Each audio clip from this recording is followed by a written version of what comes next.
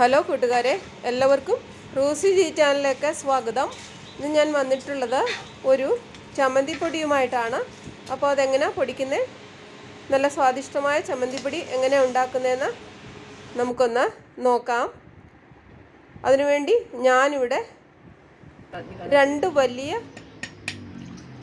തേങ്ങയാണ് എടുത്തിരിക്കുന്നത്. അതിന് നമുക്ക് പൊട്ടിച്ച് ഒന്ന് ഗ്രേറ്റ് ചെയ്ത് എടുക്കണം. 2 തേങ്ങയും ഇവിടെ ഗ്രേറ്റ് ചെയ്ത് എടുത്തിട്ടുണ്ട്. അതിനുവേണ്ടി ഒരു ഫ്രൈ പാൻ വെച്ചിട്ട് 1 സ്പൂൺ ഓയിൽ ഒഴിച്ചു കൊടുക്കാം.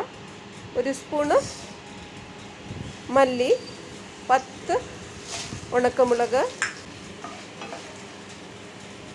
ശേഷം ഈ ഗ്രേറ്റ് ചെയ്ത തേങ്ങയും ഇതിനകത്തിട്ട് ഹൈ ഫ്ലെയിമിൽ ഒരു 2-3 മിനിറ്റ് ഒന്ന് ഇളക്കി കൊടുക്കണം.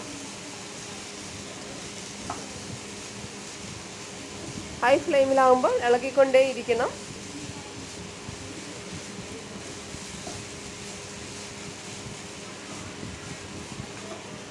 ഗ്യാസ് നമുക്ക് സ്ലോ ആക്കിയിട്ട് ബാക്കി ചേരുവകൾ ചേർക്കാം.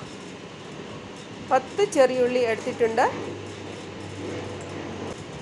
2 സ്പൂണ് ഇഞ്ചി, 2 സ്പൂണ് വെളുത്തുള്ളി, 10 കറിവേപ്പിലിൻ്റെ ഇല, 1 സ്പൂണ് കുരുമുളക്. ഇതെല്ലാം ഇട്ട് കഴിഞ്ഞ് വീണ്ടും നല്ലതുപോലെ ഇളക്കി കൊടുക്കണം. അപ്പോൾ നമുക്ക് ഗ്യാസ് മീഡിയം ഗ്യാസിൽ വെക്കാം. ഇളക്കിക്കൊണ്ടേയിരിക്കണം. ഏകദേശം ഒരു 40 മിനിറ്റ്സ് ഇതിൻ്റെ ഇളക്കണം നമുക്ക്.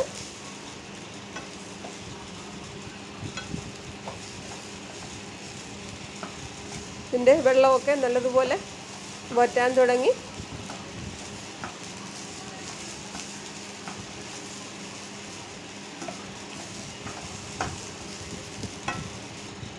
ഒരു നാരങ്ങ വലിപ്പത്തിൽ നമുക്ക് പിഴിപുളി എടുക്കാം.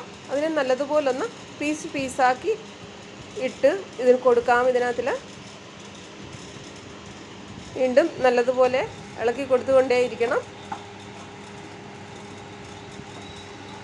ഇപ്പോൾ ഏകദേശം ഒരു 30 മിനിറ്റ്സ് ആയി കഴിഞ്ഞു. ഇതിൻ്റെ വെള്ളമൊക്കെ ഒന്ന് വറ്റാൻ തുടങ്ങിയിട്ടുണ്ട്. എന്നാലും ഒരു ഗോൾഡൻ കളർ ആകണം, അതുവരെ ഇളക്കി കൊടുത്തുകൊണ്ടേയിരിക്കണം. ഇപ്പോൾ ഒരു 45 മിനിറ്റ്സ് ആയി കഴിഞ്ഞു. അപ്പോൾ നമ്മളുടെ ചമ്മന്തിപ്പൊടി ഇവിടെ ഒരു ഗോൾഡൻ കളർ ആയി കഴിഞ്ഞു. അപ്പോൾ ഇത്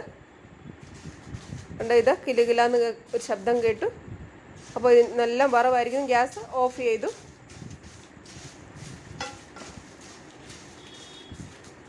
ഇതാണ് ഇതിൻ്റെ പരുവം. കരിവേപ്പിലൊക്കെ നല്ലപോലെ പൊടിഞ്ഞു വരുന്നു. അപ്പോൾ നമുക്ക് ഏറ്റവും ലാസ്റ്റിൽ ഇതിനകത്തിൽ 2 സ്പൂണ് ഉപ്പും ഇട്ട് കൊടുക്കുമ്പോൾ നമ്മളുടെ വറവ് ഇവിടെ റെഡിയായി. നമുക്കിതിനെ ഇനിയൊന്ന് പൊടിച്ചെടുക്കാം. മിക്സിയുടെ ചെറിയ ജാറിലാണ് ഇതിനെ പൊടിക്കുന്നത്. ഒരു കറക്ക് അല്ലെങ്കിൽ 2 കറക്ക് മാത്രമേ കറക്കാവൂ, കറക്കിക്കൊണ്ടേ ഇരിക്കരുത്. അപ്പോൾ നമുക്ക് ഈ പരുവത്തിൽ കിട്ടും. നമുക്ക് സെർവിങ് പ്ലേറ്റിലോട്ട് മാറ്റിയെടുക്കാം. അപ്പോൾ നമ്മുടെ ചമ്മന്തിപ്പൊടി ഇവിടെ റെഡിയായി കഴിഞ്ഞു. എല്ലാവരും ഇത് ട്രൈ ചെയ്യണം കേട്ടോ. ഇഷ്ടമായാൽ ലൈക്കും സബ്സ്ക്രൈബും ചെയ്യണേ. അപ്പോൾ വീണ്ടും ഒരു വീഡിയോയുമായിട്ട് വരുന്നിടം വരെ ബൈ.